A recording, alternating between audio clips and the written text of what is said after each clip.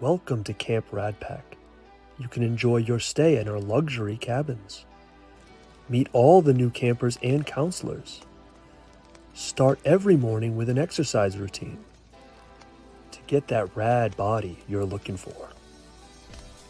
During the day, we have archery, baseball,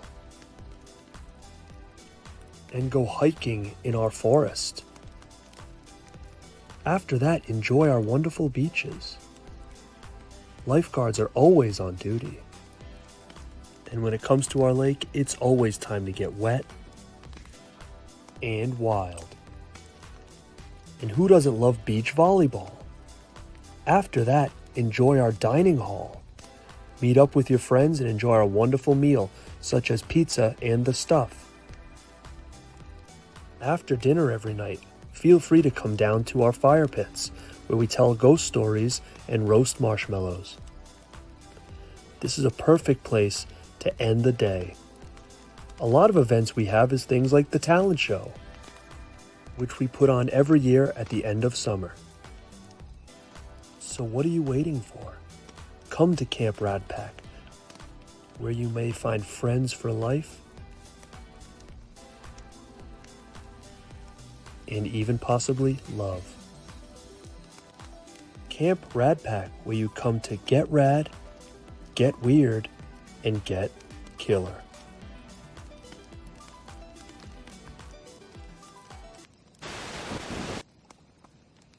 Hey guys, it's your friend Felissa Rose, Angela from Sleepaway Camp, and welcome to Camp Radpack. Mwah!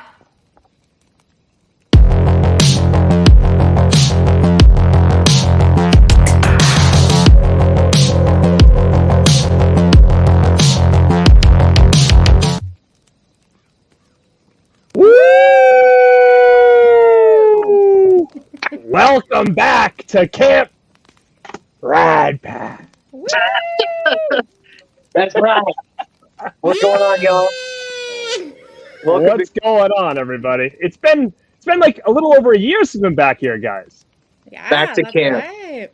Back to Feels camp. like it was just yesterday, guys. I know, and you know what? Justin stuck at bunk duty again. Why do I get stuck in the Why do I get bunk duty 2 years in a row? Got you panty raiding.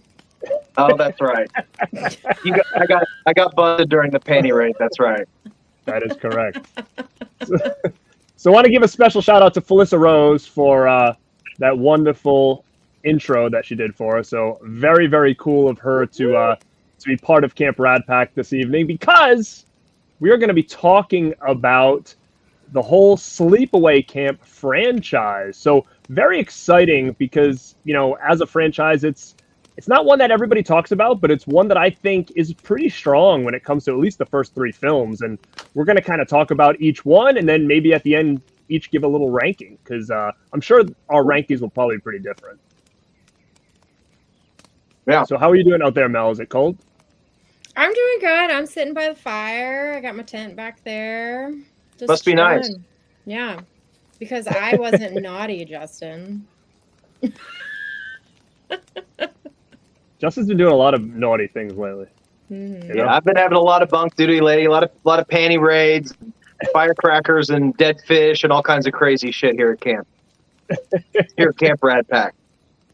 Yeah, but guys, I am so happy to be back. Let's see who is in the house. We've got people crawling in right now. Let's check it out. We got Adrian James is here. Adrian, what is going on? And this is huge tonight that we have people here, man, because we're battling. I mean, we're going up against Saw tonight, guys. So anybody that's here is our real ones. I agree. We're definitely battling Saw because it came out tonight. So people are probably there checking it out. And sadly, we're here, so I probably won't be able to check it out this weekend. But I don't know if you guys are flying home or what. But Ken Carlson in the house, he says, he got his Wicker Man 4K limited edition, Night of the Demons, Touch of Evil, Target's Blu-ray all this week. Yeah, there's so much stuff coming out, you know, especially like this week and recently. So very, very cool, man. Johnny, what is going on, man? Kevin in the house. Kevin, welcome to the show. Huck is here. He said, hey, Radpackers, I hope it's safe at the camp. So far, so good. kind of chill right now over here. Tony is in the house. What is going on, Tony? What's up, Blu-ray Addict? How are you? J-Rock, what's up? Who's got the s'mores? I don't have any. Do you have any, Mel, back there? That would have been a good idea. We should didn't bring any here. either? Oh, they're at Justin's house and them all in there. Yeah. Justin ate them all when he They're was mine now. put back in the shack. I got to cook them over the stove. You hit all the marshmallows. Gone. Chocolate gone. Is that chocolate on your face? No. Yep. He woke up this Nope, morning I mean, nope. just in a pile of candy wrappers. Oh my God, Alex! Welcome to the show. Manny's in the house. Oh, you're bummed about the Arrow box set. I have my thoughts on it. We can go through that really quick. I mean, I think that if you don't own them already from Scream Factory, it's probably the way to go. Only because it's like half the price.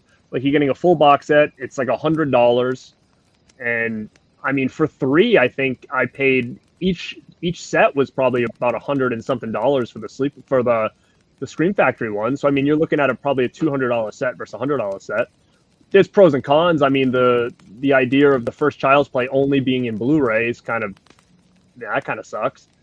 And then I'm just not a fan of the slip artwork. I don't think that's nice art. I just think it's kind of lazy. But I'm probably gonna pass personally, just because again I've just bought them, so I don't know. I'm probably gonna pass on it. What do you guys think?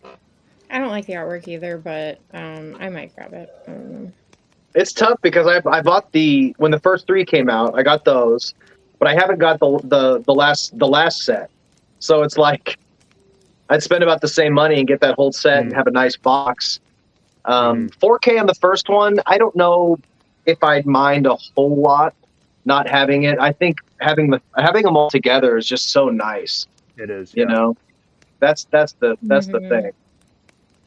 But yeah, I agree. I mean, I think that would be the only reason I'd want them, because I do really enjoy when things are kind of housed together like that. But I just think it would be a hassle for me. Like a part of me was like, well, maybe I can try to sell all my Scream Factory ones and then get that. But then I'm like, it's kind of a pain in the ass. So I don't know. I don't know what I'll do yet. I guess I'll probably wait and see what they look like in person when people start showing them off. Yeah. But I mean, there's a lot of good announcements today for sure. A lot of big heavy hitters. J-Rock says, Return to Sleepaway Camp is pretty trash. Fun its own way, but it's trash. Yeah, we'll talk about that too. Yeah, people are kind of not liking the... Manny, you are out of control, pal. I appreciate you checking this out. Tiana, what's up? Tiana. Hey, girl. What's up? Let me see if anybody else is saying hi, and then we'll kind of get into it. Arrow did announce a 4K movie Mel needs to see. You've never seen Warriors, Mel? I haven't. Holy, it's a great movie. I am going to pick it up, but what edition are you guys going to pick up? I'm going to get the original with the white. So I think that's the store exclusive one, the one that's got like that white cover. That's the movie poster. So to me, that's always like the iconic image. Did you say you haven't seen it, Justin, either? I've never seen it either. Yeah. Oh, I think you'll really like it too. I'm definitely picking it up. Which one are you getting? I couldn't really see. I was just looking quickly. I didn't really have time to take a close look. What's the gray one? Is that like graffiti or something on there? It's almost like a subway, I think. It almost looks like a subway cart or something. I kind of like that. I kind of like that too. Yeah, it's kind of cool. A little different. But I also like the original artwork too. That's the thing. When they do those variant artworks, I always I'll get like a variant, and then I'll get the FOMO when I see the original artwork, just because it's so classy. Sometimes you like on the Warriors or like a main release with the regular poster on it, you're like, I've seen that image like thousands of times, and you want something fresh. Then you get it, and you're like, I wish I just would have gotten the fucking regular one. I think the alt artwork one has the reversible artwork of the white image though. So I was kind of like, it probably does, yeah. That's cool. That it was kind of the same thing though. with the Hellraiser thing, because I was debating on if I was going to go Chatterer or Pinhead, and ultimately I had to go Pinhead. I went Pinhead too. Mm-hmm. So did I. Yeah, I went Pinhead as well. Just because I mean he's the icon of the franchise, so it's kind of like I don't have a box set from Hellraiser, so I was like I got to go Pinhead. Yeah, the Chatterer was really cool. Yeah. Yeah, it was a cool exclusive for sure. I think the Chucky exclusive is really dumb. The They blue. just basically, yeah, why blue? Am I missing something like with that? Is there a reason that's Yeah, blue? I don't know. I was wondering that too. I actually I'm don't not sure. mind the artwork on that. I think when they did that, they must have wanted to just be completely different from all like the super busy, intricate art of Scream Factory stuff. You know, at least with their variant slipcovers. So maybe they were just trying to give it plain. I actually don't mind the blue. It looks kind of cool. I mean, I don't know if I would buy the blue over the yellow. The yellow is so classic. Mm-hmm. You know. Mm-hmm. Yeah, but I think really cool. And they also announced High Tension today from Second Sight, which is like a must to get. It is a 4K. Why does everybody like that movie? Did you not like it? I thought it was okay, but it also is ridiculous. Doesn't make any sense, and there's like a 10-minute masturbation scene. Like it is still one of those movies though that like I'll watch and I know what happens, but then I'll like always think about like, well, how the hell did that work that way? It doesn't work. It wouldn't. Yeah, there's no freaking way. Yeah. But when I saw that, it was so mind blowing to me when I saw that like when it was first released, and it was so different at the time. Like there was nothing that did that. But then after that movie, you kind of saw that same kind of swerve, like almost like in a bunch of different movies. So it always kind of held a special place for me because it was brutal. When that thing first hit, it was like you've never seen anything like it before. I mean, I don't know. I'm talking. I saw that when it first was released. I don't even know what year it was released. Probably early 2000s, maybe. It was in that French Extremity era where we got all those crazy movies Inside, like Martyrs and Inside and all that. I think it was like 2007, 2008. Is the Second Sight? It's a 4K, isn't it? Or no? Yeah. Yeah, I'm gonna have to get it. I don't love the art on it, but I mean, Second Sight's been really going heavy with the red too, like because like they just dropped the Ginger Snaps one and it's all red too. Yeah, it would have been nice to see something different. Yeah, I like a little bit more intricate artwork. The minimal, I mean, it's definitely a stylistic choice having the minimalistic design. I know a lot of people like it. I would have liked something a little bit more too, though. Yeah, I mean, I'm gonna pick it up. I thought the movie was a decent movie, but so many people are like, yeah, this movie rocks, and I'm like, it's just so gory and it like was good, crazy. but it's not like. I think also too it was. Oh yeah, I guess I do. I was like, I don't think it's had anything since DVD, but I do think I have it on Blu-ray actually. So I might. It probably. I think it does have a Blu-ray. Yeah. So I thought maybe it was. To me, it kind of felt like when they announced it, like I was like, well. It's because this hasn't been out in forever. It hasn't gotten an upgrade, but it does. I think it does have a Blu-ray. Yeah, I'm glad it's coming out. I've been eyeballing the Turbine, the German media books. There's several different like variant covers, and I've been eyeballing it, but I hadn't pulled the trigger, so I'm glad I didn't buy it because I'd rather have the Second Sight. Yeah, I think it was a good release. I think that Second Sight's doing a lot of different stuff, which I think is cool, and I think it kind of works with what they're doing as far as their titles. And yeah, I think it's a cool, definitely a cool announcement today. There was a bunch of good ones, and like I said, Warriors is my favorite out of the three that was announced today. So I'm definitely gonna pick that up. Mm-hmm. All right, so let's start talking a little bit about Sleepaway Camp. Now, I always like to start these things off and kind of talk about the first time we've seen it, and our thoughts on the original. So I saw this. I was in high school when I saw this for the first time, and I didn't know that twist was coming. So it's not like I was warned, like, oh, well, watch this because, it's got a crazy twist. Because when you watch a lot of horror documentaries and shows, they always talk about the crazy twist ending with Sleepaway Camp.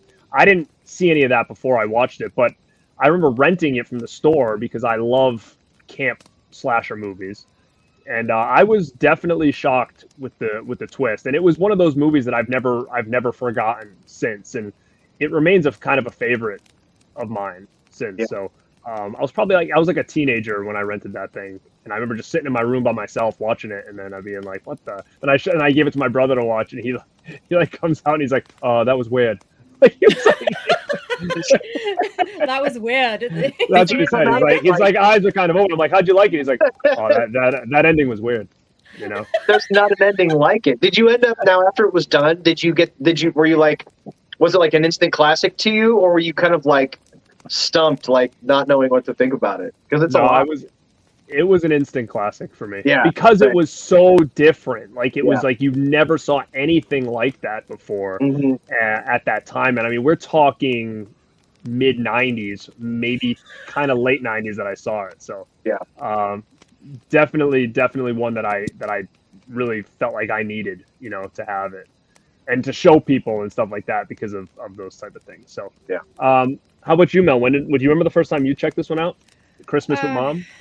Yeah, so I saw this when I was like, I saw this when I was way too young to be seeing that kind of graphic stuff. Because I mean, honestly, the movie is totally fine all the way up until the end when you get like full male frontal kind of.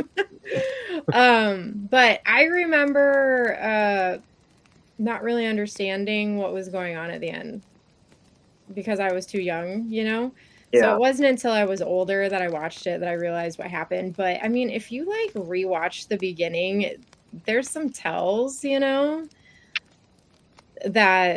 that's what happens at the end. So I thought that was kind of cool that they did leave you little breadcrumbs kind of throughout it's mostly in the beginning with the aunt or the mom or whatever, when she's like, oh, here's your doctor's paperwork. If they find out how you this, don't tell anybody. She's a doctor or whatever. So, but yeah, I've always loved the Sleepaway Camp franchise. The first one isn't my favorite though. I like it for what it is, and it's really good, and I appreciate watching it. But I kind of like 2 and 3 better. Yeah, they're fun. They're more my jam, my style. Yeah, this was for me. This was one of the like original, very first like video store sleepover movies for me. It was like this and Night of the Demons are like the very first of just a couple movies that like set my whole fucking horror journey like on fire. And I remember me and my buddy picked this up because we like all of us did back in the day. We go to our Blockbuster, go straight to the horror section, and we picked this movie up. Neither of us have ever seen it. And by the time it was over, we were like, well, even before the ending scene, there's a lot of weird shit in this movie. Like, like the creepy cook guy and like some of the bizarre... Oh, that was terrible. Yeah, like that guy, the really weird performances. The movie, like the tone is just all over the place. Angela, kind of a wordless performance the whole time. There's a lot of quirkiness to this movie that it instantly hit for me. And like, I never forgot it. It's so good. I didn't see the sequels until years later. I don't even remember. I don't even know if I knew there was sequels to it. I figured my Blockbuster had to have had the sequels, but I don't remember watching them. Or if I did, maybe they didn't stand out for whatever reason. I love them now. Well, it's probably hard to identify them because none of the imagery on the VHS has made any freaking sense, and it was never like the right woman on the cover. So they weren't really identifiable as a collection unless you just read the title, Right. Yeah. The original cover that you guys probably saw was that, well, there's a couple of variants, isn't there? Because there's the letter one is the official one sheet, right? Where it's like, Dear Mom and Dad. And then what's the original artwork? I can't remember now. It's that this one. Yeah, the shoe. What a great poster, though, too. Such a iconic. Amazing. Yeah, that one is amazing. This is a very rare, like, it's a hard to get poster. Like, I've tried to find like a real original one sheet of that.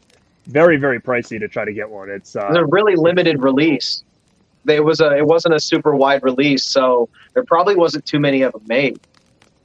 Now, what I was going to ask you, because you guys, know a lot more about this than I do, like, what was the history of this? Like, was it straight to video? Was it theatrical? I don't even know that answer, to be honest. It was shot in 1982. It had a budget of just $350,000, which is crazy low. And it made domestically, it made $11 million. So it made a shitload of money. It may have made, I don't even know if it got an international release. I think it was just super small, limited release, a little bit of buzz going, it didn't get great reviews at all. And then it just kind of picked up in the video stores and stuff like that. Yep. Yeah, no, that's what I assumed, that it probably got most of its fanfare from video stores once it was already released. Yeah. But what I like about the first one too is it takes itself serious, but it's kind of zany at the same time. Like, with the overly produced, like the mother or whatever, or the aunt or whatever, like her performance was like very theatrical. It was almost kind of weird, right? Like you weren't sure if the movie was taking itself serious or not. You had that cop, and as we start getting into like Blu-ray and stuff, you realize his mustache was completely like painted on or whatever. Oh my God, it's so bad. Only at the end though, right? Because we see him like it was during the beginning, and it was like real, and then you see him later in the movie, and it's like, what the? It had to be reshoots, yeah. I remember watching the commentary. Wasn't it they had to come back later to reshoot, or he had to go film something else and had to shave it, and then they needed reshoots, and he was like, dudes, I shaved my mustache. Like, what are we going to do? They did my boy wrong with that thing, dude. It looks so ridiculous. In the third act, during the big climax, where he's like, you need this character to be serious because he's in like a dangerous situation. And they do a close-up, too. And it's just hilarious. And especially the Blu-ray, like the remaster, it just looks crystal clear. It's so good. It's wild that they couldn't have found something better. Dude, you know what I mean? Like, or just don't have him have it. Like, you guys shave your faces all the time. Like, it would have made more sense for him to just have shaved. They could have even did a scene where like he was in the bathroom like mid-shave when they like said, "Hey, something happened." He could have just dropped it and went right. Yeah. Like it was definitely that's a smart way to do it. Right? They should have done that. Like it would have been explained. You know what I mean? Like it would have just been weird, right? Instead of like, let's just put this on with marker. No one will notice. Spray paint. I'm surprised people could keep it together like on set, like with him like talking like so it's like I wouldn't have been able to. I've been laughing my ass off. It looks like something you get out of those little 25 cent machines that come in a little bubble thing, and it's so ridiculous. But that's a really bad effect. But I think there's some really good kills. There's a kill in this movie. I don't know if we want to jump all the way to it yet, but we can talk. Maybe we can hold off till we get to we can hold off to get a little bit into the movie if you want. Yeah, I mean it's basically about two kids that get sent to camp, and again, I love summer camp movies, especially horror-related ones, and it was kind of like a whodunit type of thing. Like you didn't really know who was committing these murders and stuff. And what's funny is I was laughing kind of on my rewatch because the owner of the camp's name was Mel, so they kept saying it the whole time. I was like, damn it. Hey, Mel, how's camp going? So you own the camp. You own camp. Yeah, I own camp. Yep. Radpack. Yep. Well, there's a lot stuffed into the beginning of the movie because you have the big crazy boat crash sequence, you have the weird ant sequence, and then within like 10, 15 minutes, you have all this shit, and then you like all the kids rush into the camp, and then you basically meet everybody right at the beginning. And there's pretty solid characters like Ricky. Everybody loves Ricky. The cousin, the mouth on that kid. Yeah, he's so great. He's great. And then you got the creepy, the creepy cooks, and the owner of the owner of the camp is pretty weird himself. The old guy, it's a bunch of weird. Mel was hooking up with the counselors. Yeah, and then you got Booty Shorts, the muscle guy. What's his name? Oh, I like him, Randy? dude. Yeah. Hell yeah, Randy, right? Garrett, that would have been you if you were a camp counselor in 19. I wish I was that Jack, dude. I wish I was that Jack. You think he was natural? Was he juiced up back then? You think, or what? He's probably juiced. Yeah, I think in the '80s it was kind of like a given. Everybody was kind of juiced back then. Yeah, I wish I was that big. He looks like he poured into his clothes. Looks like his clothes are like airbrushed onto him, dude. It's like 8 sizes too small. So if I'm the camp owner and he's the camp jock, you're the camp cook, is that? I'm not the cook in the first one. I'll be a cook in the second one. Or third one. Where I come from, they call them. Oh, God, don't even say I cringed at that when I was younger. Like, when you laugh at really fucked up jokes when you were a kid. I remember even as a kid being weirded out by that when I was looking at my buddy like, what? That is a freaking, that's a line you never forget. Yeah. God, dude. It's so fucked up. I mean, it goes to show, like, you got to give this movie credit because, like, it really gave no fucks, really. Like, they could never make this movie now. I mean, they could, actually. That's another good question. Like, it wouldn't be shocking or anything as it was then. They took a lot of risks back then, for sure. Yeah. What do you think of a movie like this? Like if they tried to remake it, like what do you? Well, Would I it think work? there's a lot of mixed opinions. As I was kind of flipping through, just looking up stuff about the movie, and I kind of knew this already, but there's a kind of bit of a two camps of people that look back on this movie that either find it like kind of fucked up and offensive because of all the the trans stuff going on in the movie. Sure. It's not really a trans character; it's a person who was like just forced into being a different gender, which is fucked up. But some people think it's transphobic and this phobic and all this different type of stuff. So it kind of has a complicated legacy, but. I don't think that's what they were going for with the movie, Not at though. all. So it's like, yeah, so No. it's different. I didn't get Sure. that feeling with it at all. I feel like they were just going for shock value, and they just That's wanted all to show that thing at the Yeah. end, you know? It was just totally different back in the day, and I think you nailed it there 100%. They weren't trying to make anything but a weird, crazy horror movie. I mean, they weren't thinking about. People didn't Sure. talk about those concerns back in the day. They're like, let's just make the craziest movie we can, but half this shit just wouldn't fly. But I think I mean, it was an original idea, no question. Yeah. That ending, I mean, even the way it pans out and all that stuff, like it just worked, and especially for the budget, like you said, they had like they did a really good job with that ending and the way it kind of panned out, and then just kind of ended, which was nice because you really didn't know what the hell happened after that, right? Which that can kind of lead us into into the sequels, which I think is really cool, especially with a different actress, and it really made a lot of sense, and it didn't feel super weird, because of the age gap and all this other stuff. So I mean, again, there was, like we talked about really quick, like this had some good kills in it. Great. I think this to me had some great characters too. Like, obviously the kid played by Chris Cullen, who I absolutely love because of Firstborn. So of course he's in this, and the cousin or brother or whatever, Ricky, like he's a great character as well. And like we talked about the camp counselors and stuff, and even some of the kills are pretty original in this.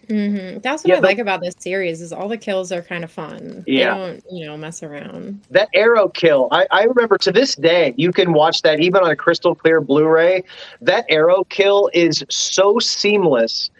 Even if you watch it in slow motion, it's like hard to see the guy. You know what kill I'm talking about? The outdoor kill in the woods. Maybe it's a reverse shot. I don't know how they did it, but it looks so good, man, for a practical effect.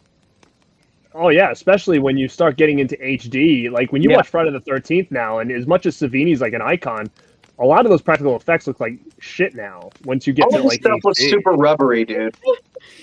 Like, I mean, you look at that Kevin Bacon kill now; it's almost laughable.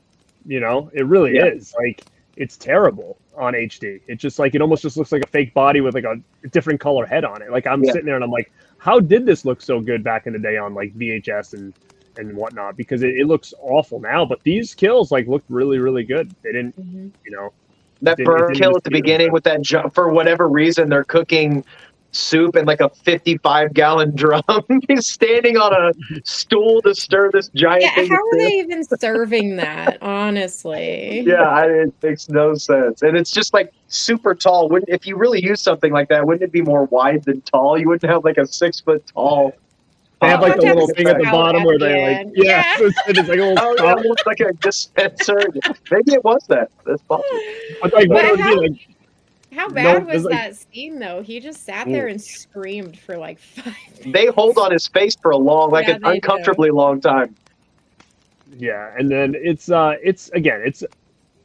pun intended, it's a ballsy slasher, no question. Like it really, really is. That's a tagline right there. It's like one that I go back to on a regular basis. I just really, really enjoy it, and it spawned some sequels, and I think that. Number 2 we can talk about now, and well, I thought the first one has that iconic line too, when they're playing baseball, where the dude's like, "Eat shit and die, Ricky," and then Ricky's like, "Eat shit and live." It's so good, dude. So quotable. Yeah, I'm excited to talk about these sequels, and I have a you go ahead and intro those, G. Well, the second one is Sleepaway Camp 2, and it's got this iconic poster, which again is one of those things at a video store you were like, oh my God, what is this? And I need it. So Sleepaway Camp 2 on Happy Campers. And again, they go to, it's a different camp now, right? It's Camp Rolling Hills, correct? Camp Rolling Hills, yeah. And Pamela Springsteen plays Angela, which again is fine because she's now older, right? So I mean, was there ever is there a reason why why she didn't continue on? Yeah, why? Because it would have been 5 years later. She would have been, I think, a decent age to play that. Do you know why she didn't reprise her role? It was a different director, and she didn't like the way that they were taking the franchise, is what I read. Oh, really? I think you're exactly right. Because it was a little bit more, trying to be a little bit more like, as you can see, bonkers, a little bit campy, yeah, campy. So I do think that's probably the main reason, but I do think that Pamela Springsteen was a great replacement because she kind of resembled her, She's so good, man. She's so good. You could kind of tell, though, that they, like, dyed her hair for this one because there's some scenes where it looks like a sandy blonde, and then other scenes it looks like almost like a red. Yeah, and those outdoor scenes, I noticed that too. She's great. Wasn't this the only thing she ever did? I don't think she did anything else. Oh, she was in one other thing. What was it? Fast Times at Ridgemont High. Oh, right? she in that? She was like she was like the cheerleader or whatever. I thought she was really good in this, man. It's a different Angela. It's a completely different character. These movies are completely off the rails. They shot them both back to back at the exact same time. They had $1 million total budget, is what I read, for both of those movies. Didn't they shoot them back to back in a total of like 6 weeks or something? Yeah, it's insane. So they just must have done a big marathon. Well, they're in the same location, so they probably just knock out locations at a time. Just do some camp scenes here, some bunk scenes here. I love the sequels. I'm for the longest time, I wasn't sure how I felt about them. I didn't watch them for years. I have seen the first one like a gazillion times. I didn't even need to rewatch it for this because every frame of the first one is like ingrained in my brain. But I hadn't seen the sequels as much, and they're so good. They're so ridiculous. They're really funny.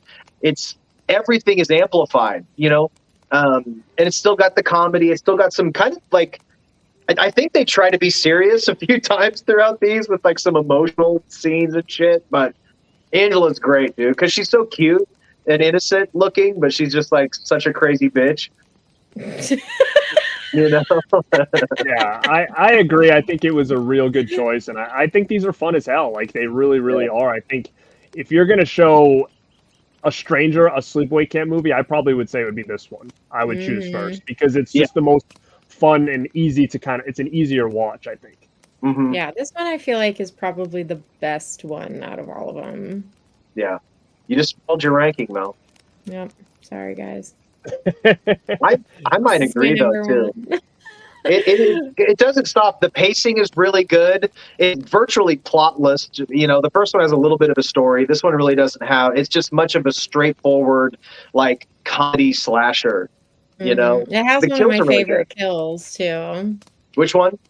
The outhouse one with what's her name, Amy or whatever her name was. Oh yeah, when her and her boyfriend are getting down after her, yeah. They had a lot of outhouse kills in the 80s, huh? It was like that. There was Friday the 13th had one. There was a lot. There's a lot. It was kind of like a thing, but yeah, I agree. The kills in this were really, really good too. They were fun, super campy, but they worked. And like you look at the cover art of this, and you're expecting, some Friday the 13th reference or some Freddy, and they do it. Like they do that in that. And as much as like this cover kind of almost seems like a clickbait kind of thing, it wasn't really, because they did utilize some of those objects in there with some of the kills, which I think was really, really cool as far as like a nod to the other slasher movies that were big around the time. And this one's so it's such a sleazy movie, man. Oh, there's even so from the many beginning with the chick with her milkshake tattoo. Oh, that was the third one. Yeah. Oh, was that the third one? Oh, what? Yeah. Oh, yeah. This was right. The that one chick had her boobs out like the entire time, pretty much. yeah. I'm getting them my wires crossed because I watched 2 last night and I watched 3 right before this. So I'm getting my wires crossed. But yeah, there's a lot. Yeah, they definitely added up the nudity for sequels. They had that classic scene where the 2 people were talking near the pool. and the girl jumped in and like came up from behind them with like the wet t-shirt on or whatever, like that, the white shirt. Like that was like I remember that being like a big iconic scene, just the way it was actually shot really well because you saw it from the angle of the two people just talking and she kind of came up from the back. Yeah. Oh yeah, it was shot really well. Really well, Mel. Really well. But it's interesting. Blu-ray Addict says here that Part 2 was shot from September 20th to October 9th, and Part 3 was shot from October 12th to the 31st. Wow. So that's pretty wild to think about. Yeah, that. for sure. 2 movies just in a month, basically. That's fucking crazy. And I also kind of heard too that Pamela Springsteen isn't really keen on some of these movies. So like that's why we don't see her on any of these commentaries. She would absolutely crush at conventions. Oh, kill it. But does she need, like, I'm sure she doesn't need any of that money. But she would be, it would be, the fans would love it. It's just, you just wonder when it's going to be, if it ever gets to a point where someone's like, you know what, I'll try it. Like, even Jamie Lee, like, didn't realize how big that was going to be for her to do one of these conventions, you know? Oh, yeah. I think that, you're right, Pamela Springsteen it would be bonkers if she showed up. Well, a lot of people, every time I hear about people like that who don't do conventions and then do it after years and years and years, I'm sure she's aware that people watch the movie, but I think some of these actors who did these movies in the 80s, like, aren't aware of, like, how, like, popular they still are. Like, I think it blows their mind when if she went to a convention, I think it would blow her fucking mind how many thousands of people are obsessed with these movies to this day. So I hope she maybe embraces it a little bit more. I like when the actors like that, like, denounce their old movies, although especially in some of these sequels, they're pretty offensive, you know, like, by today's standards. So I can see actors wanting to distance themselves a little bit. Especially 3. Her on her face wasn't she wasn't offensive at all in any of these movies. Right, I feel like, she's like the moral. She was like the moral center of it.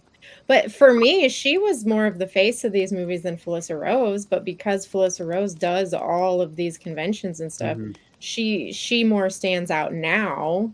Yeah. Because I know and I'm aware that she's doing the circuit, but back then, like, Pamela was the face for it for me, you know what I mean? Even though Felissa Rose was in the first one. Yeah. Because Felissa was a little kid, right? So it was different, you know, when you have more of like that teen to an adult playing that role, it feels a little bit more like the main character, you know?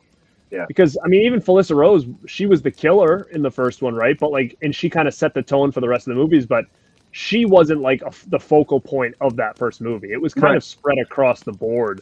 Where these ones, the focal point is Angela is like the focal point on the next two. So, I mean, that's definitely just a good, you know, thing to think about. Is I'm surprised that she's never given it a shot, because in her head, like you said, she probably thinks this is hot garbage. Nobody cared about these things, but you don't ever see like comedy conventions where all these actors from comedy movies go and sit at tables, right? It's always horror. It's like the fans just go nuts for it, and some of the people that show up that do a killing were like a secondary character. She was like the main character for these two movies. So it's unfortunate that she's never done none of those. And I would say never say never though, because maybe we'll get her on like eventually. I think the last release they had, those Blu-rays are from 2015, aren't they? So we still haven't gotten a release. So maybe she'll come back and do a commentary. I would love to hear her do a commentary for these movies, man. Like, I want to know what the hell was going on this crazy shoot, you know? Oh yeah, definitely. Especially the fact that I think these movies are pretty damn good for being shot in that short of a period of time. Oh yeah. You know, the kills are pretty. I mean, it's so. I noticed on like few of the kills, and again, I'm getting them both. I can't remember which one, but on several of the kills, you could see like there'll be like a stab, but the blood comes from behind. Like, it's so cheap. Like the effects are so low budget. So every time there's a stab, the blood will come from the opposite direction. Weird shit like that. It's super cheap, but they did their best with the budget. That they could, but I would think with them like $500,000 for each movie, I feel like they could have got like some decent like gore effects, but I don't know. Well, they had some cool effects. This is the one where she was, the porta potty with she's jamming her down the damn thing. Mm-hmm. That's a pretty tense scene. They're Like in the good sense you just concepts, but they're almost like glorified off-camera kills. A lot of them, but they are so inventive that you just laugh and they're just fun. Yeah, they did show some like pretty groovy practical effects though, because which movie had the one where the kid dies in the boat and they flip it over and he's all like, and like a snake comes out of his mouth? That's the first one. That's the first one? Oh, okay. Yeah, well, that one was pretty good. Yeah. That is creepy when that snake comes out of there. Yeah, I think that scene was cut for a while, that scene. Like, I think they flipped it, and for whatever reason, they never showed the snake. And then they ended up putting that back in, like, later. They did a lot of that in the third one. There was, like, a lot of the gory stuff in the kill scenes that they cut out in the third one, which is really upsetting because some of the stuff wasn't even that bad. Like, I guess the lawnmower kill was kind of bad, but like they cut out the part where the lawnmower like reaches her and like blood is spurting. But that's like all it showed, you know? And then like the one with the guy tied to the tree, it actually showed them ripping an arm off, but like they cut that. And it was like that wasn't even really that bad. The tongue kill's good, although we get to see that. So were those scenes that you're talking about being cut, were those ever, I don't remember, those aren't on the Blu-rays, right? Is that footage just lost? I don't know. Like the arm rip kill and stuff that you were talking about? I don't know if it's lost, but they cut it. It's just not, it never made it to the movie. So. Yeah, I actually didn't, I haven't gone and watched these special features in a while, but they've got some good ones on here that I should probably dig into for the sequels. Yeah. So, yeah, so that's pretty cool. I never went back and checked them out, so I really. Are there commentaries on 2 and 3? Yeah, it's audio commentary with director Michael Simpson and screenwriter Fritz Gordon. Behind the scenes footage with audio commentary by Michael Simpson. A Tale of Two Sequels, Part 1, Back to Camp. Interviews with the director and actress Amy Fields. And yeah, that's the stuff you're getting on this one. So they actually do a little documentary on 2 and 3 and the making of it. So I actually haven't gone back and checked that out. So yeah, that would be interesting. Yeah, for sure. Now, Mel, do you have these at all? I have those. Hell yeah. Hell yeah. Hell yeah. Where is it? But I don't have the cool one. Do you have the cool one? Of course you have the cool one. Why wouldn't you get both of them? Of course he has both. I had to have these medical kits out here. But this is, I didn't even bother opening it. This was the only one I could get my hands on that was not $1 million. Yeah. But yeah, so this is the one. I mean, you know what though? These sets are so classic. Like this is like one of those things like I'd never get rid of. This is considered like but they said like a physical media like what'd you say? Like a physical media what? Treasure? Like it really is. Like it's almost like physical media release. Oh yeah, definitely. So they said that one came with like, did that one come with Return to Sleepaway Camp? Yeah, The Survivor. No, it's called Sleepaway Camp 4: The Survivor. I think you got some of the ones some of these did too. So like okay, I was gonna say because they kept saying that one came with the extra disc and this one didn't, but I was like, I'm pretty sure mine has the extra disc. So what happened was they released this, and then this got pulled on the shelves because they didn't have the rights to use the Red Cross, so they were getting sued. So they ripped it. Came out with this. Let me see yours again. Yours might even be different than mine. I don't know. I took it apart. Hold on. So they came out with this one, but see how yours has mine doesn't have that little splatter that says it on it. Exclusive bonus 4th DVD. Yeah. So what happened was that they took this one, they got rid of the Red Cross, they came out with yours, and then once those discs were gone, then they came out with this one. So you still got that disc because it was basically they had just flipped the cover. So mine is still special. Yeah, so yours is like the middle. So yours is kind of like this got ripped off. They switched the cover to yours. That sold out. So then they released this one without the disc. That's why it doesn't have that thing on it. So yours is like the middle of the road one. But this is still pretty dope though. Like oh yeah, for this sure. is like a little. I'm so jealous. I had one of those way back in the day, and I ended up getting rid of it. For Did whatever you reason. have the Red Cross one, or did you have this one? At this point, honestly, I don't even remember. I don't even You know remember. honestly, like someone like me, like I would look at how cool those look together. I love too. those covers. They look great. Like if I didn't own these sets, that's what I would be on eBay trying to find right now. Yeah. Like I can just find like them. yeah, I just like old like stuff like that that's kind of just like really sought after, something that maybe I couldn't get back in the day that was too limited. Now I can get it on eBay. And you can probably get them decent price. Like there was something I was bidding on. It was a DVD I was bidding on last night. And I don't want to say what it is because then everybody's going to go try to find it. But it's something that I've always wanted that I never could get.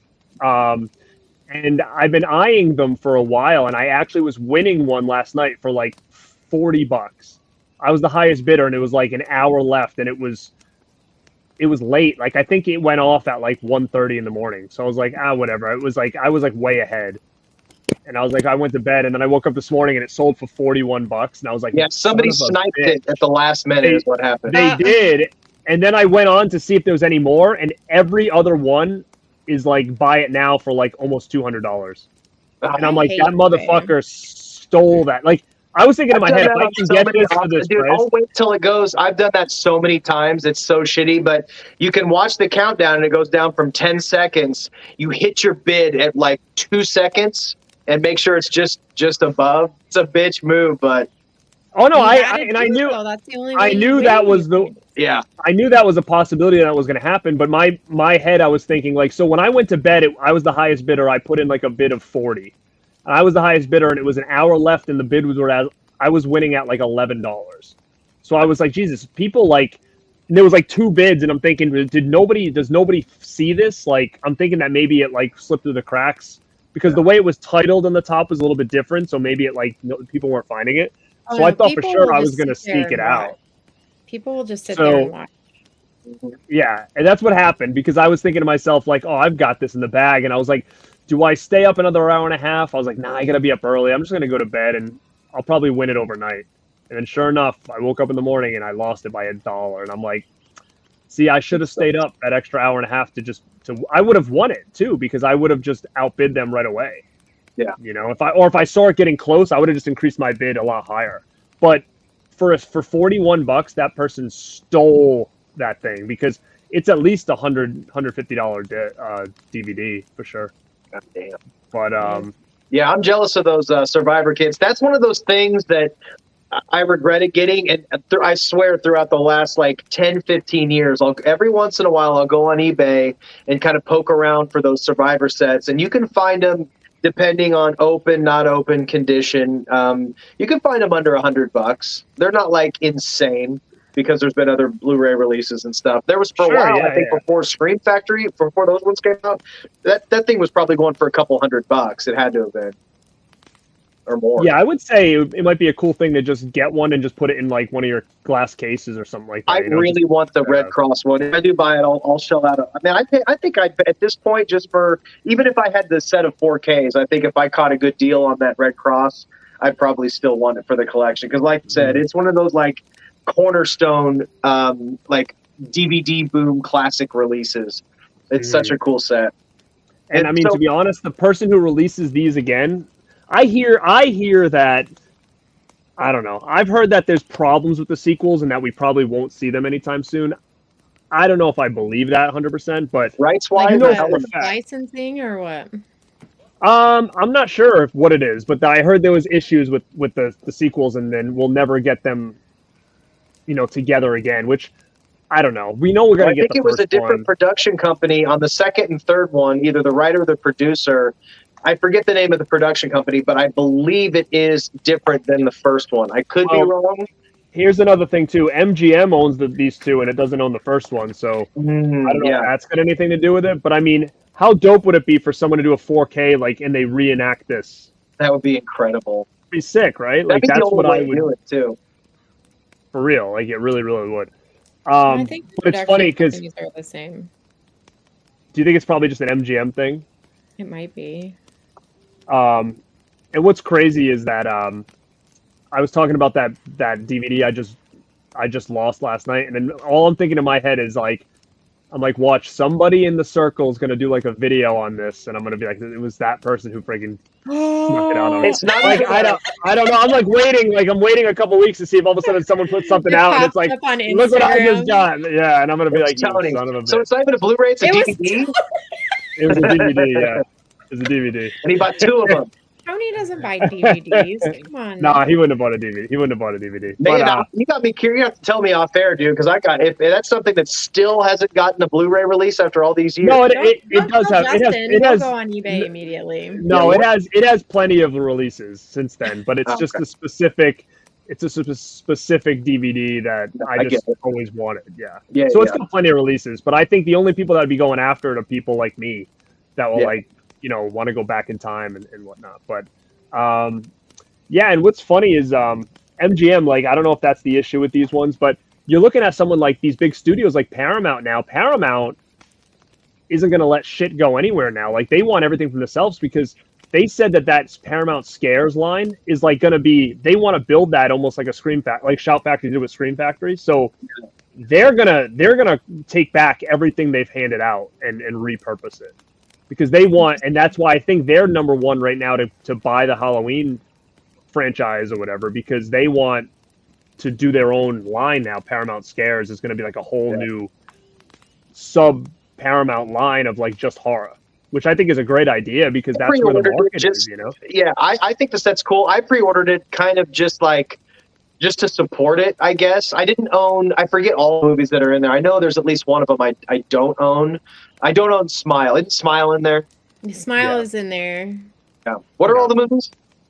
It's Smile, Pet Cemetery. There's a Crawl, Rosemary's Baby. Oh, Yeah. Rosemary's Baby, Rosemary's and then there's Baby. like a secret one. That Such they're a gonna weird do. When are they combination of going to movies. announce kind the of fucking secret suck. one? Did they say? I don't know. No, they didn't say. But I mean, I think that this set will be something cool. I don't know if they're going to do their whole line is going to be those sets. I think they'll probably maybe do like Paramount Scares and just do like regular releases too. I don't know. I just heard that they're trying to make it their subgenre the same way Shout Factory did with Scream Factory and have like its own sub label just That's dedicated to horror, which interesting. I think is a cool idea for a big studio to do. Mm-hmm. It's gonna definitely keep physical media alive in some aspects, but I think it's interesting. I'm looking forward to it, but you know, a lot of these boutique labels now are not going to get. Paramount's not going to let them have anything. They're going to put it out themselves now. That's what it seems to me, at least. So, Well, we I have don't to know talk if about that. Oh, go ahead. No, go ahead. Oh, well, I was just gonna. We just went off onto this whole tangent. I wanted to go back to the set and talk about the fourth movie a little bit because I haven't seen it since I had that original set probably 20 years ago. Is there even any dialogue scenes in it, or it's like I remember it not even being watchable? It was like cut, like almost It's like behind just- the scenes. It's not even a movie. It's just cut up scenes. Because they had recorded some scenes back in like 1992. Mm-hmm. And then they just like cut them together in like this 34-minute disc or whatever. So it's not So even what really a movie. And then they moved on and then they made Return to Sleepaway Camp or whatever. And But then that's technically the next installment. Well, we can go back to it because I do have the real release. So Oh, they you did do? come out with it. Yeah. You did? Yeah. It's an actual movie. How long Sort is of. it? I remember it being like 20 minutes long or something. I just watched it. It's I mean, it's got to be like a little over. It's probably got to be about an hour, at least. I just watched it the other day. I was gonna say because Wikipedia said it was 34 minutes. Yeah, that's no, what I remember. I can talk about it when we get there, Okay. but and explain what happened and what. Oh, this okay, is. yeah. But we'll move on to number 3, which is Teenage Wasteland. Mm-hmm. I forgot we didn't even talk about 3 yet. Teenage Wasteland. She's back. Yeah. What the? How did I not have the other one? Gonna flip this. Oh my god, be careful. Those things are worth so much. Look at that. Classic. love Classic. So good. I would have ripped that 3 times trying to put it back in there. Garrett's like, I know, like a damn ninja. I've been doing it a long time. Experience. See, this is why I have to bag mine, because I would have ripped that 24 times and then still it wouldn't be in there. Oh my god. So Mel, why That is this so your funny. favorite out of the franchise? 3, 2's my favorite. Oh, 2's your favorite. Okay. Mhm. I like 3 though. 2 and 3 are kind of like you said. They're kind of like the same movie. They just blend They are. so They seamlessly do. together. Yeah. And I love how Angela transitions from camp counselor to camper, and then Yeah. like she's wreaking havoc in a whole different way. Yeah. I really like that about this one, but this one is a little more. I don't know. It didn't seem like they catered this one as much. You know what I mean? I think they're probably run out of steam. They would have been filming this shit like, at the end of like a crazy month-long. I bet they were exhausted. Yeah, this one just kind of felt more like thrown together. It was even less story. Yeah, there's like no story. It's just like a little bit of dialogue, kill, a little bit of dialogue, kill, and it's just so random. There's so much random shit in this movie, but I do like the setup of having the like. This is the one with the kids in the back, like the city kids and the rich kids. Yeah, here's your Mhm. booby tattoos. You can talk about Yeah, those yeah, now. yeah. Milkshake. I love that opening scene though. I found it hilarious how Angela looked exactly like her. Either that or she like planned that or something, but you didn't get to see any of the beforehand. She just like runs this chick over and then all of a sudden she looks just like her. It's like, I want to know how The the hair hell. up and whatnot. Yeah, the hair. That's like the same hair. I want to know how the hell she got that Mack truck yeah, That was where'd a that come cool- from? just out of That was nowhere. a cool, I loved that opening with the Mack truck kill and like the. Yeah. It was so good. Like, and it was like, that's one thing we didn't talk about. I absolutely love the music in these movies. All Yeah. 3 of them. Like, Angela's theme, which is the end of the first one, is like to me a classic song. And then the end song on part 2, I posted on a couple of my Instagram posts recently. It's that by a band called Obsession. That song is so freaking good. It's unreal. Like I downloaded it or found it online as soon as that movie was over, and I'm like, oh my god, I forgot how great this was. And even during that Mack truck scene, it was great music in this one too. Like A lot of that of throwback, cool, like, This one they 80s hit it metal, really hard, yeah. like Iron Maiden, Judas Priest style, Yeah. 80s rock throughout 2 and 3. Mhm. Let's see. Yeah, so he says he went off getting 2, went out of print, then it sold at FYE or vice versa. Yeah, Justin had it, and he got rid of him. Some And I fan didn't you sell found. them for. Dude, I had trouble selling though. I had all 3 of them up for like, I don't know. It was a decent. They weren't selling, man. Like people may be trying to charge that much for them, but I couldn't sell them for that much. I figured we were. He just leaves. So What's up? funny with that I feel baby just left. Did you put the light on in case the kids needed to come back? They knew where the. I got to turn the light on so the kids could come back from their s'mores trip. They'll be back shortly. Yeah. What the fuck was I forgot what I was talking about now.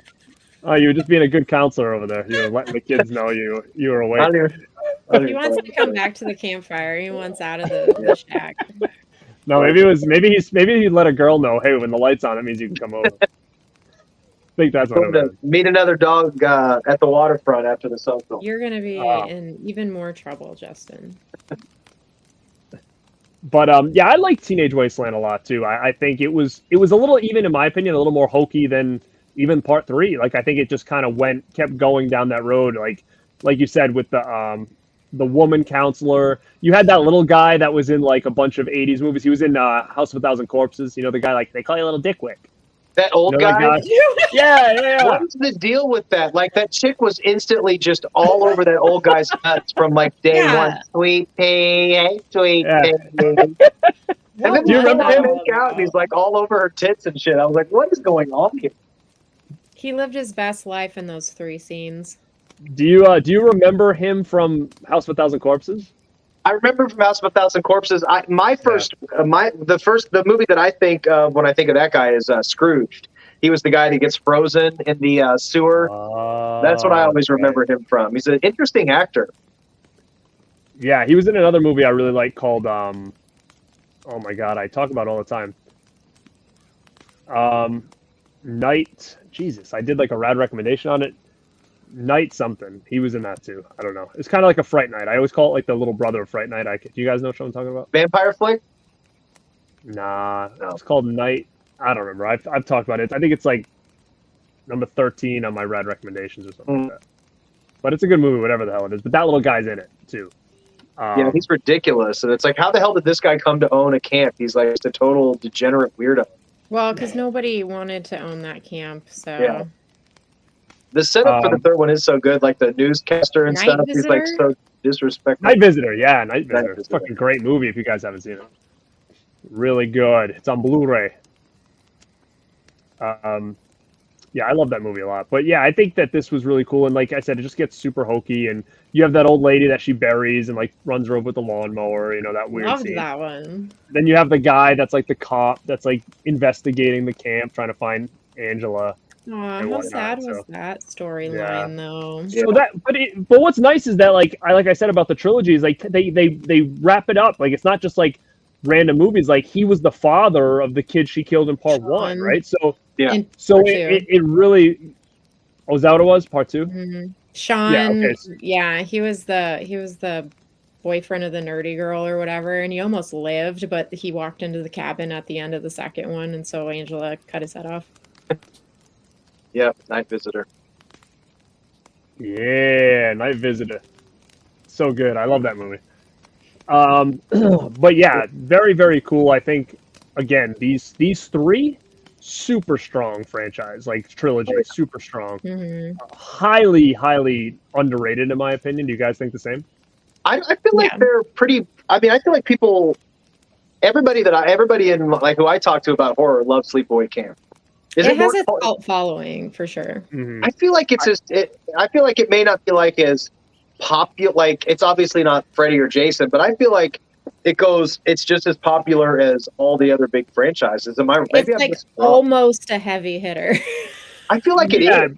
But you know what though? I also think that these made it a heavier hitter in the last couple of years because these are so damn sought after that people talk about Sleepaway Camp a lot. But before these, I mean, I don't remember people really talking about Sleepaway Camp 2 and 3 ever, really. And that's probably why these maybe are not, people want them so bad because maybe not a ton of people bought these when they came out.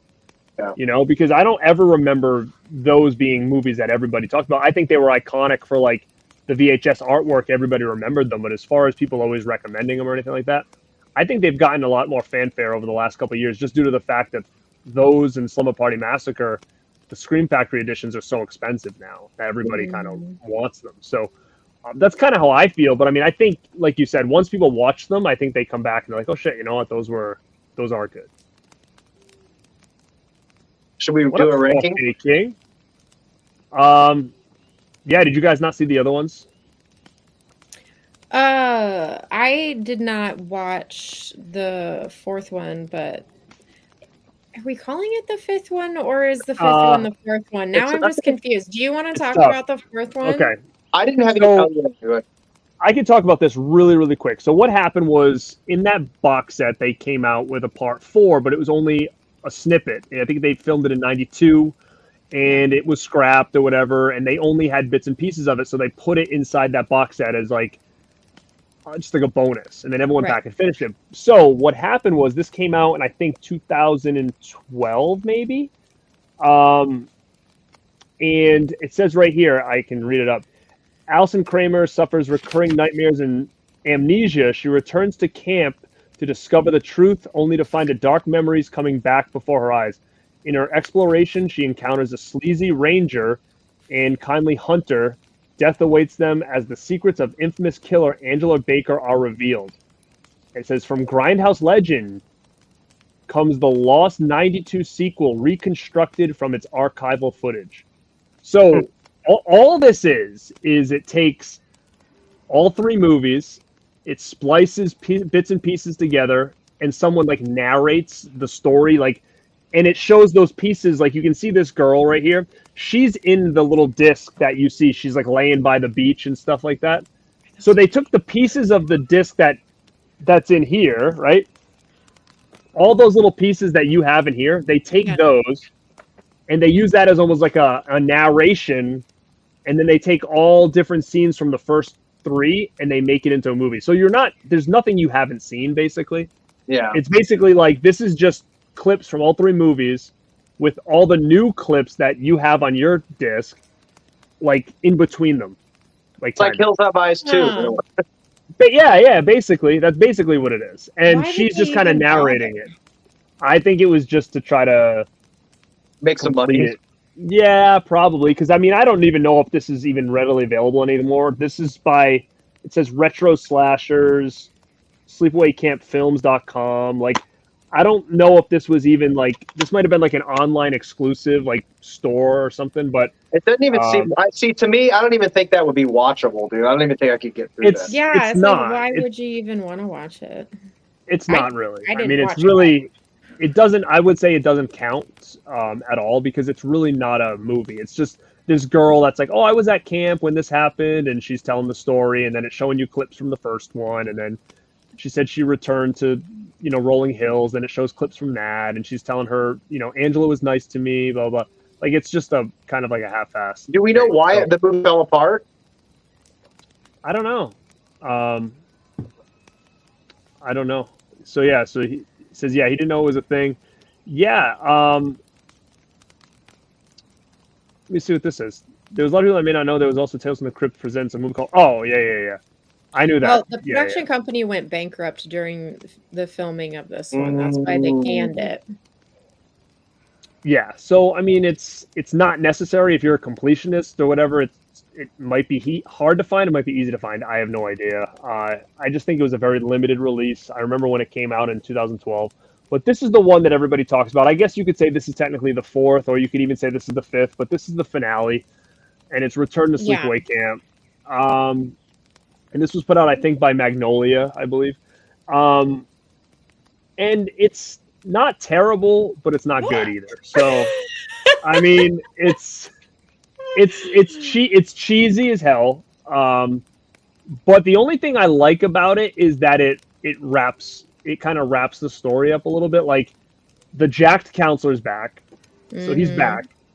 The jacked guy, but he's old there's now. Like several of the original characters that come back in that one. yeah, Ricky, the cousin, he's in this as an adult, and basically they're back at camp again, and then all of a sudden there's like this cop guy, and then basically at the end the cop guy is Angela back as like a boy. Yeah. But then it's Felissa Rose underneath like the mask or whatever. It's So- I haven't seen it since it really came out. ridiculous. Is it? Yeah, because like the Yeah. cop is like, he looks like this little tiny old man, and he looks all gross, and he's speaking with one of those like voice modulators or What? whatever. Yeah, and then like he's like that throughout the entire movie, and then at the end it's like face pull off, and it's Felissa Rose, and she's all like, "I'm back." Yeah. It's terrible. It's It's not really streaming. good. That movie's like impossible. Unless you have that DVD, you just can't fucking watch it.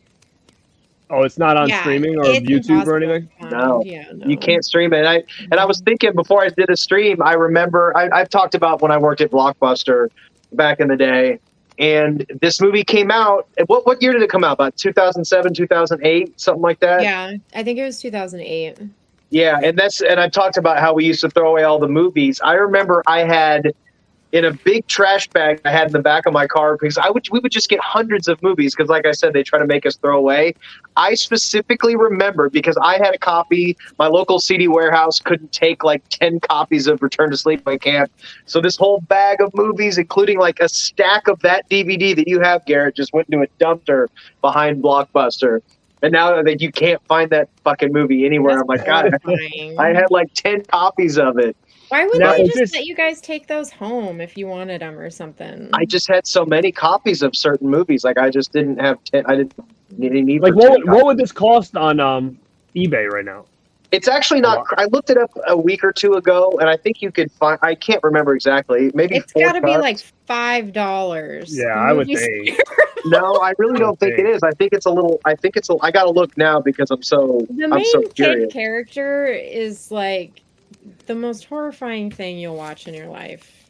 Just I want to see that. Goddamn! I can't believe it's not streaming anywhere. I thought for sure it'd be on Tubi or like Plex or something weird. I know, me but too. But all the other movies are on Tubi. yeah, You can watch all of them on Tubi except for this one. And I mean, I don't see this ever getting upgraded. I don't think people really include it. I don't believe. I mean, Nobody wants it. The Blu-ray's I don't know. $200. They did get a Blu-ray release. It Go did? $200. So I've only seen one listing. So I mean, maybe it's official, maybe it's not. You can get DVD for about $25, $30. let me see if Sleepaway Camp still has a website, because even this one says sleepawaycampmovies.com, and that's where the other one came from too. So I wonder if there's even a valid site anymore. See, this Return to Sleep. Oh, the Return to Sleepaway Camp was it was a magnet release, so it is official release. Yeah, it was a Magnolia. Magnolia, yeah. That must have got a small run. $200. Some poor fucker is going to pay $212.49 for that goddamn Blu-ray. That's what Garrett was trying to buy last night. He was trying to buy that Blu-ray of No, it Return to wasn't Sleepaway. that. It wasn't that. But I mean, yeah, that's kind of the rundown of these movies. Now, if you guys each want to give we can go through like a little ranking, get back to the chat. But before we do that, I just want to play a little commercial for you guys first. About some things coming up and some things that are available now. Let's check it out.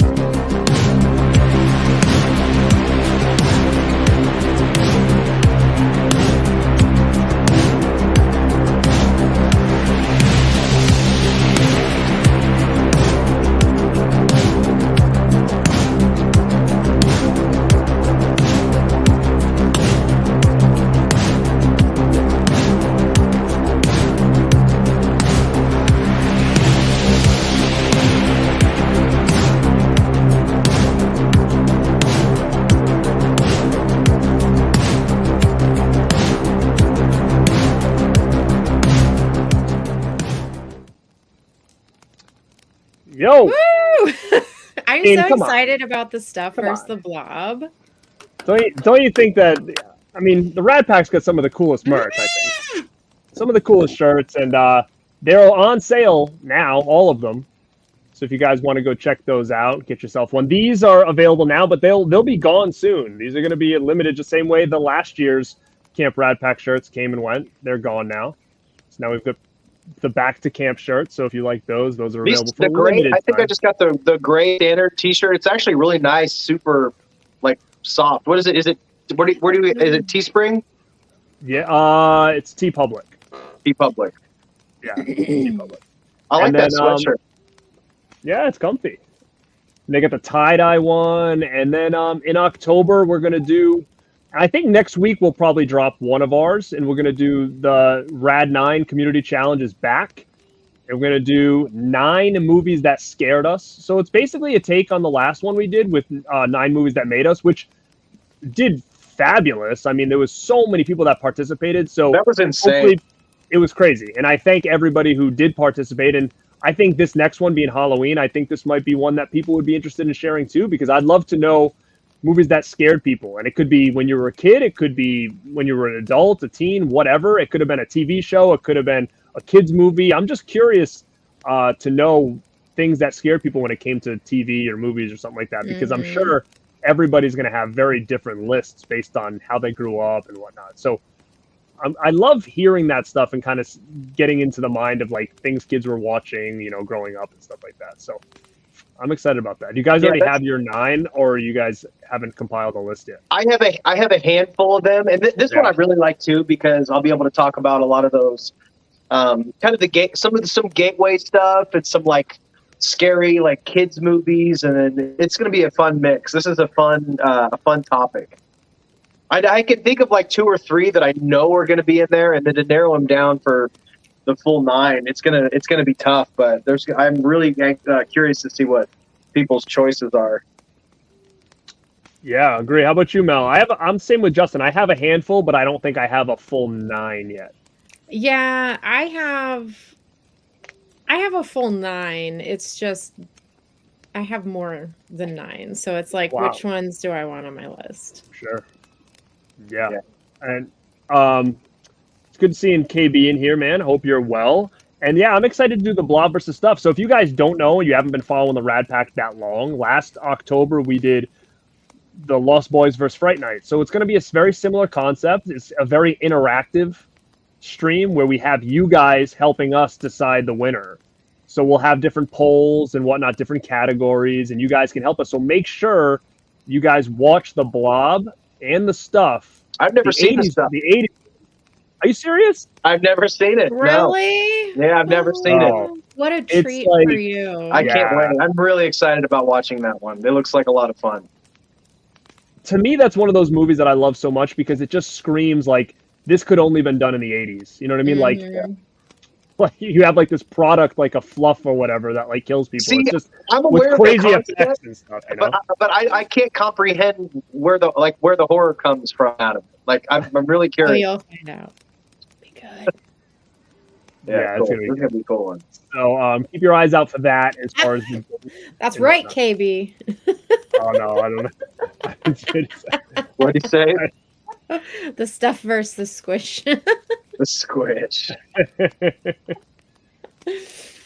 Thank you, man. Thank you. We work hard at coming up with unique stuff, cool stuff.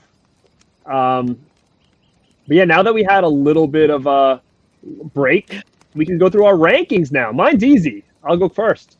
Mine is 1, 2, 3, Return, and then 4. So that's mine. You're putting 4 on the list? Ugh. I mean, it's dead Hold on, last. so- It has to be. Hold on, you went. So what's your bottom and what's your top? My favorite's number 1, Oh, okay. and my second favorite is number 2. My third is number 3, Return, and then that 4th Survivor would be my last. Okay, gotcha. Yeah, solid. What about you, Mel? I'm gonna go 2 as my first. I'm debating on 1 or 3 for a second. Probably 1, 3, 5, 4. Yeah, I think 4 is just like it's automatic bottom, right? Just has to be on the bottom. Return. Are we counting? We're counting Return, right or no? Yeah. Okay. That one I goddamn, I don't remember that one, but I know. Okay, probably 4, Return, 3, 2, and 1. So leave it Hold adjusted on, to go hold on. backwards. Well, I was gonna say, is this descending order you're doing right now? It's like that's why he's on bunk duty. I should have wrote them down. At least, I at was least like, what are you doing? Why is 4 number 1? You just said that. Well, I did it from bottom. I don't start with number 1. The top one is like the finale. You go from bottom to number 1. That's how you do it. That's how you do a ranking. I know, like when you make a ranking, like a ranking video at number 1. Nobody does well, that. we're not doing a ranking video. We're just kind of telling each other.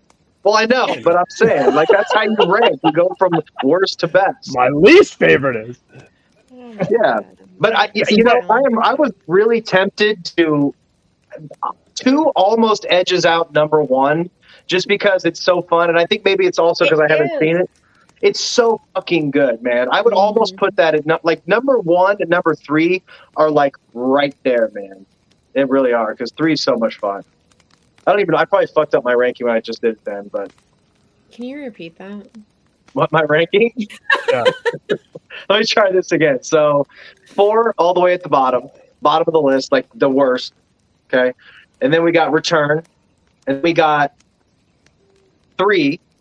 Or hold on. No! Leaving us in suspense here.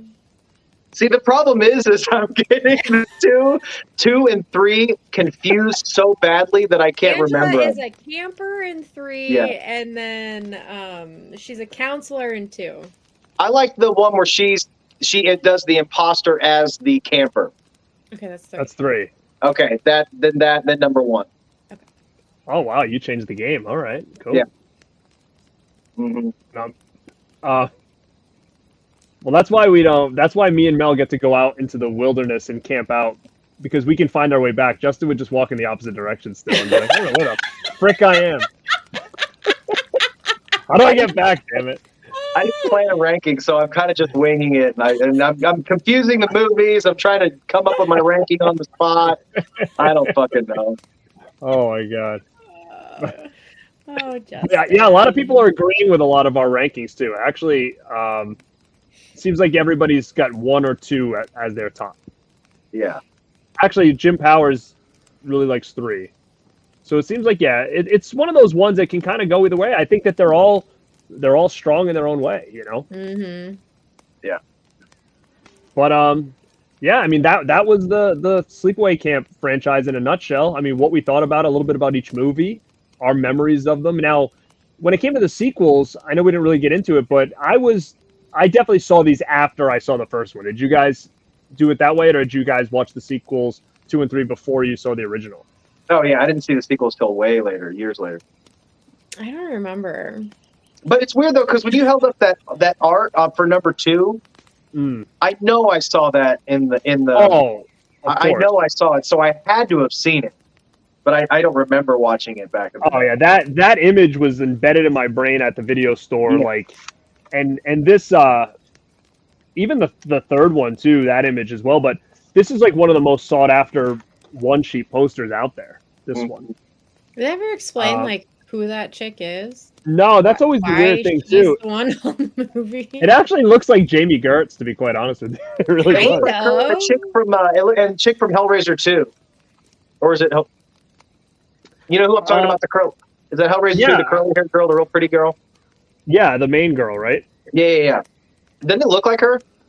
You know what though? I think someone did come forward and say they knew who that was. I don't remember who it was. Maybe somebody in the chat. We both have chicks on the front of them that aren't even in the movie. So how did they skirt that copyright? I mean, you could probably get away with having a hockey mask because a hockey mask is just a thing. But how about the glove though? How'd they get away with having? I mean, it's obviously Freddy's glove. Well, what's funny is it also has the chainsaw in there too. Oh yeah, which is hard to see, and you can see it now, but. She did, and they used that in it. She actually had like the skin on her face when she did it, so they really, paid homage to those characters. Which one was that? Which one did she have the skin on her face? That was number 2. Because she walks up as Leatherface. Yeah. And kills those kids in the woods. 2 is better than 3. Yeah. It is better than 3. So you're doing 2. My ranking's wrong. I'm not going to redo it. So you're 2, 3, 1 and a big 3. Oh yeah. I can't do it again. My brain is broken. But 2 is better than 3. Broken. Well, because now I'm remembering it's number 2 is the one with the shit sisters who was like, I love. No, that's number 3. The God shit damn sisters it! are in number 3. That's what I'm saying. I can't fucking tell them apart.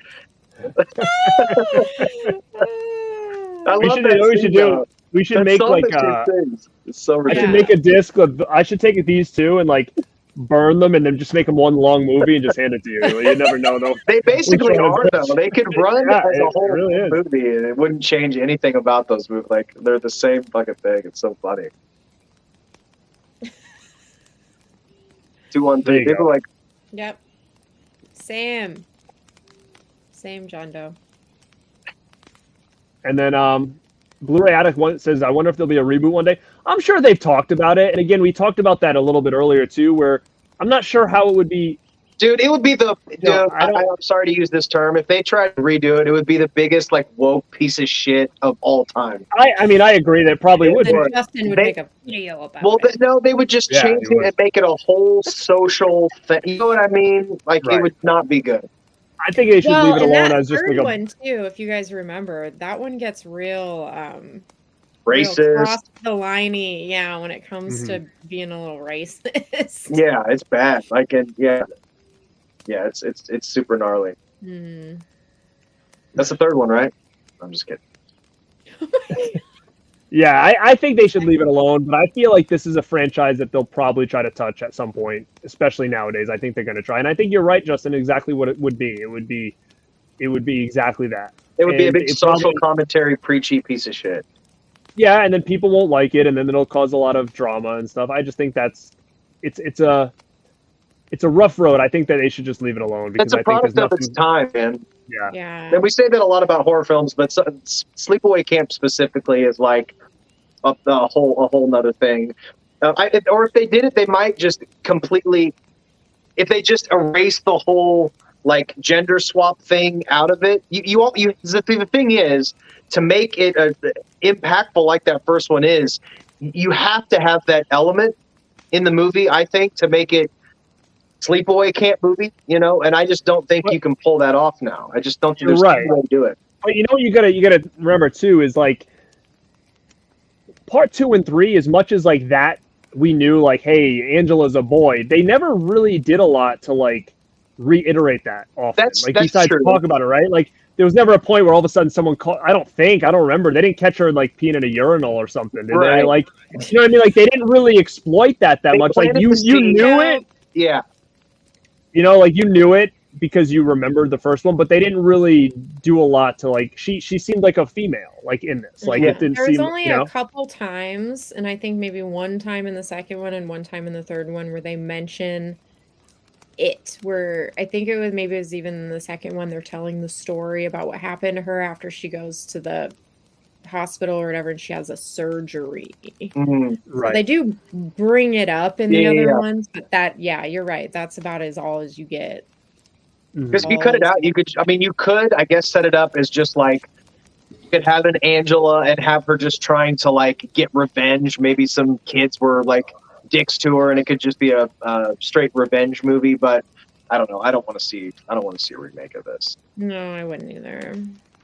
So it's funny. So Ken actually said he grew up watching the second one and only didn't see the first one until a few years ago. Now, you obviously, I'm assuming, probably knew the first one and that big ending because it's been talked about all the time. But when you watched the second one, did you kind of know that, or did you watch it just thinking it was a girl at camp that was killing people? I'm curious to know, as a kid watching 2, like without any idea of part 1, what the mindset was.